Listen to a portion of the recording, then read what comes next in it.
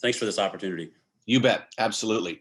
So I guess first things first, why don't you give us a sense of some of your top priorities in your first session of Congress, maybe key legislation, some key areas of focus that you intend to work on, and maybe give us some insight into some of your committee assignments that we could see coming.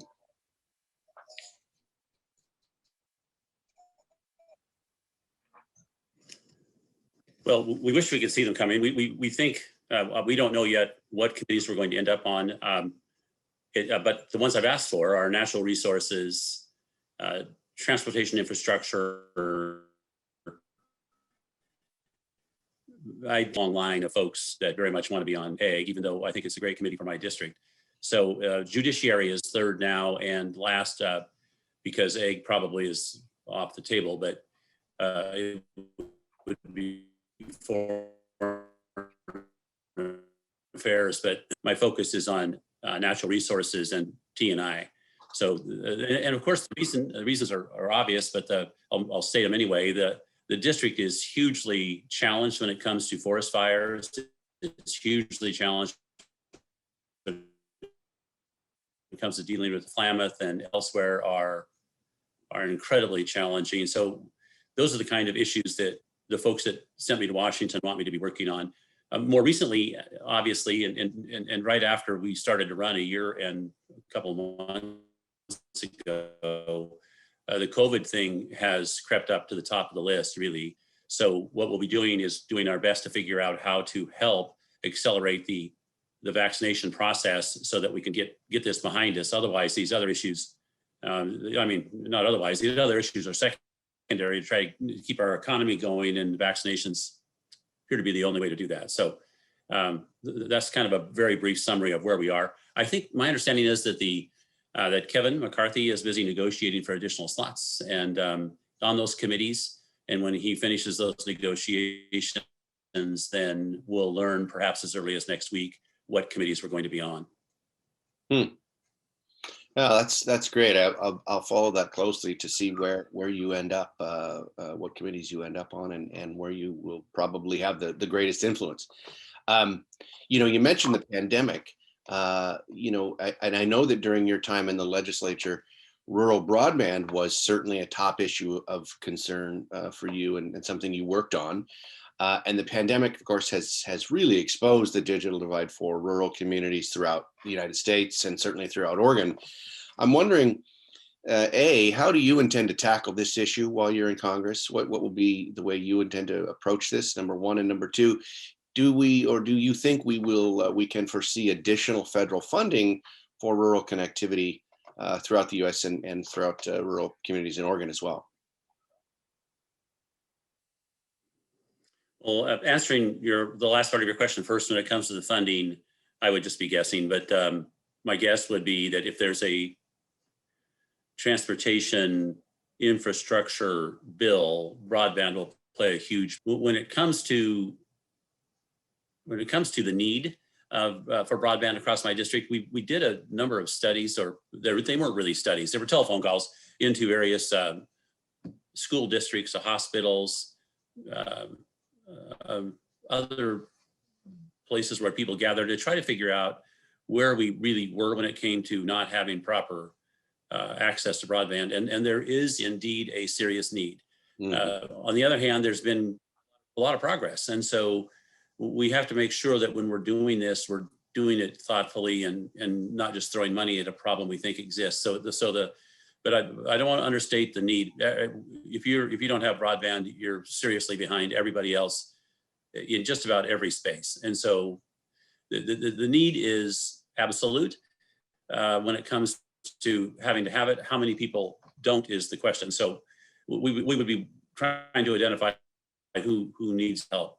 And as far as the use of broadband, I would be terrifically interested in making sure that the folks who perhaps haven't been exposed, and perhaps those who are new to it, are aware of the incredible advantages that exist if you have that access.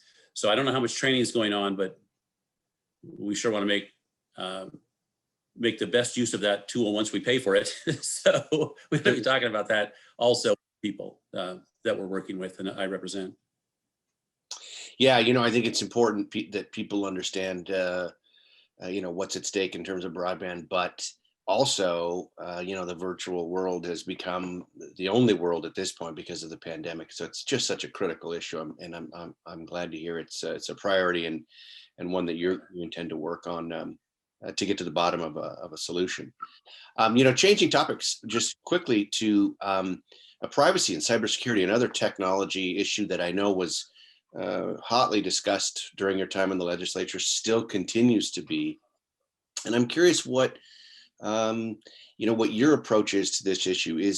Should privacy be a federal standard, and how do you intend to approach the issue while you're in Congress?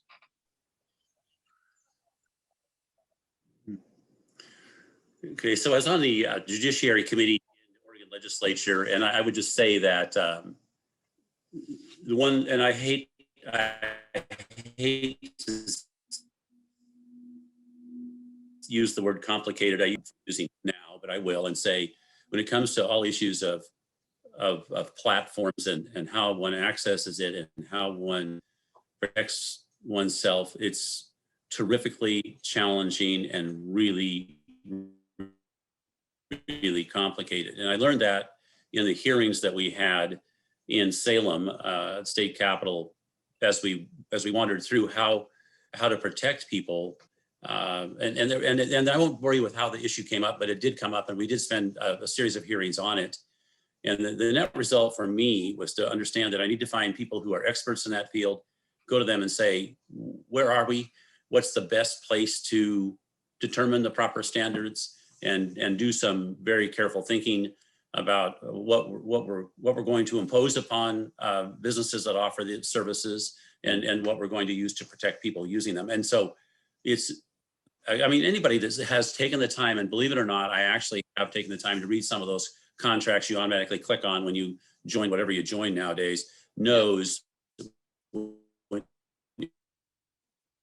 if there's going to be 4 pages of, I'll be working on that, and it's an important issue, and I'd love to be on ENC, Energy Commerce, someday to wait around in those spaces. I know my predecessor, Greg Walden, did a great job there, and I hope someday be able to follow him onto that committee. And then my response to your question will be far superior to what I just provided. Sure.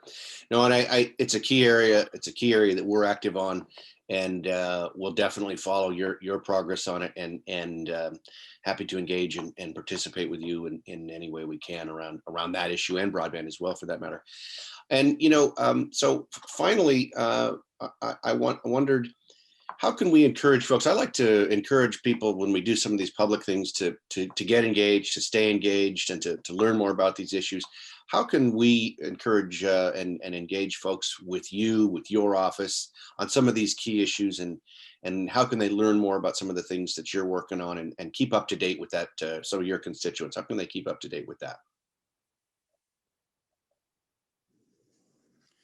Well, the way that I would suggest as a brand new congressman to get somebody's attention is to go to some of their constituents and have the constituents call in and say, hey, we need help. All of a sudden that goes right to the top of the list, and you start paying far more attention than might be the case. If these needs are coming to us anyway without outside prompting, we're going to be doing something about it. So I would just start there and say, hey, we're going to be responsive to the people who are best case for us to spend our time on these types of issues. When it comes to keeping up with what I'm doing, we've hired some great communication help, and we're going to be doing our best to educate our constituents on what we're doing and advantages of having someone in Washington trying to help. And so I think Greg did a good job there. I want to double our efforts in the space he was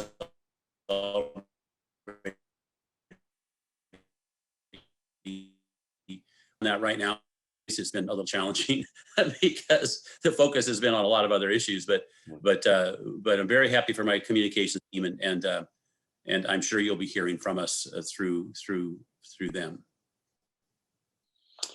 Well, fantastic. I really want to say thank you for your time. We really appreciate you giving us a few minutes to talk about some of these key issues. We will also post with this the link to your website where folks can get engaged and follow some of the things you're working on and see some of those communications you're talking about. And I wanted to say again, thank you. We appreciate your time. Please give my best to your family, to your staff, and stay safe and be well. We appreciate the time.